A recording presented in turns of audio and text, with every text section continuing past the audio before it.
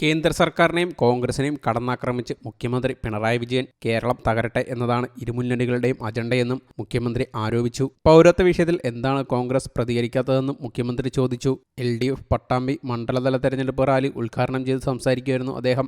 മേലെ പട്ടാമ്പിയിൽ പ്രത്യേകം സജ്ജമാക്കിയ വേദിയിലായിരുന്നു LDF പട്ടാമ്പി മണ്ഡലതല തെരഞ്ഞെടുപ്പ് റാലി നടന്നത്. മുഖ്യമന്ത്രി പിണറായി വിജയൻ ഉദ്ഘാടനം ചെയ്തു. പൗരത്വ വിഷയത്തിൽ കേന്ദ്രം ഭരിക്കുന്ന BJP സർക്കാരിനെയും കോൺഗ്രസിനെയും കടന്നാക്രമിച്ചുകൊണ്ടായിരുന്നു മുഖ്യമന്ത്രിയുടെ പ്രസംഗം. കേരളം തകരട്ടെ എന്ന BJPയുടെ കേരള വിരുദ്ധ നിലപാടിനൊപ്പം കോൺഗ്രസ് നിന്നുവെന്ന് മുഖ്യമന്ത്രി വിമർശിച്ചു. കേരളം ഉയർത്തിയ വാദഗതി അംഗീകരിച്ചു. സാമ്പത്തിക പ്രതിസന്ധി അതിവിടെ തകർക്കുന്നു എന്നതാണ് കേരളം ഉന്നയിച്ചത്.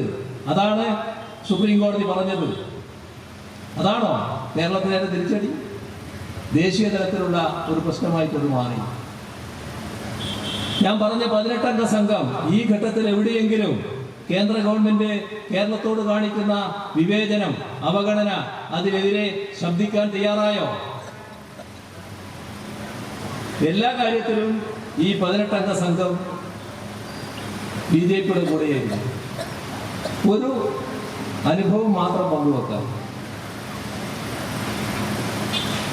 കേന്ദ്ര ഗവൺമെന്റ് കാണിക്കുന്ന അവഗണനയ്ക്കെതിരെ അതിന്റെ കണക്കുകളെല്ലാം അവതരിപ്പിച്ചു. MP-മാരുടെ കോൺഫറൻസാണ് സംസ്ഥാന ഗവൺമെന്റ് വിളിച്ച്. നിങ്ങൾ എല്ലാവരും കൂടി ധനമന്ത്രിയെ കാണണം എന്ന് ഗവൺമെന്റ് ആവശ്യപ്പെട്ടു. എല്ലാവരും സമ്മതിച്ചു. കാണാം, ഒന്നിച്ചു പോയി കാണാം, നിവേദനം കൊടുക്കാം. ആദ്യത്തെ വട്ടം തയ്യാറായില്ല, ഒപ്പിടാൻ തയ്യാറായില്ല. രണ്ടാമത്തെ വട്ടവും ഇത് ആവർത്തിച്ചു. നിവേദനവുമായി ചെന്നപ്പോൾ ഇവർ പറയാണ്, ഞങ്ങൾ ഒപ്പിടാം, പക്ഷെ ഒരു വാചകം വേണം. അത് കേരള ഗവൺമെന്റിന്റെ കെടുകാര്യസ്ഥയാണ് ഇതെല്ലാം കാരണം എന്നെഴുതണം. എങ്ങനെയുണ്ട്? കേന്ദ്ര ഗവൺമെന്റ് കാണിക്കുന്ന അവഗണന, കേന്ദ്ര ഗവൺമെന്റ് കാണിക്കുന്ന വിവേചനം, അതിനെതിരെയാണ് നിവേദനം.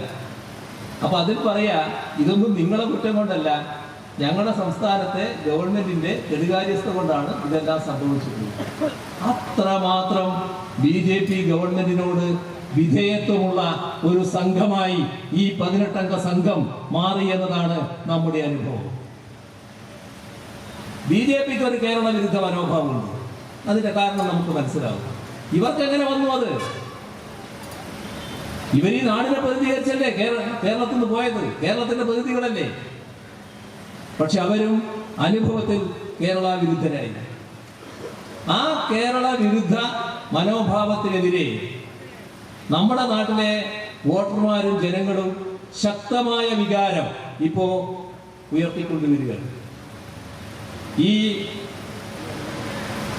തെരഞ്ഞെടുപ്പിൽ കേരളത്തിലാകെ എല്ലാ പാർലമെന്റ് മണ്ഡലങ്ങളിലും കാണാൻ കഴിയുന്ന ഒരു കാഴ്ച, ഇതിന്റെ ഭാഗമായി അഭൂതപൂർവമായ LDF അനുകൂല തരംഗം അലയടിച്ചുയരുന്നു എന്നതാണ്. ഇതാണ് നമ്മുടെ കേരളത്തിന്റെ പൊതുസ്ഥിതി. ആ സാഹചര്യത്തിലാണ് ഇവിടെ ഞങ്ങളുടെ നേതൃനിരയിൽ തന്നെയുള്ള ഒരു സഖാവ് വിജയരാഘവനെ ഇടതുപക്ഷ ജനാധിപത്യ മുന്നണി സ്ഥാനാർത്ഥിയായി പാലക്കാട് നിയോജക മണ്ഡലത്തിൽ മത്സരിപ്പിക്കുന്നു. കേരളം ഒറ്റക്കെട്ടായി പൗരത്വ നിയമം നടപ്പാക്കില്ലെന്ന് പറഞ്ഞു. എന്നാൽ കോൺഗ്രസ് പിന്തിരിഞ്ഞു. യോജിച്ച പ്രക്ഷോഭത്തിനില്ലെന്ന് കോൺഗ്രസ് പറഞ്ഞു. സംഘപരിവാറിനെ വിമർശിക്കാൻ കോൺഗ്രസ് തയ്യാറല്ലെന്നും പിണറായി വിജയൻ പറഞ്ഞു.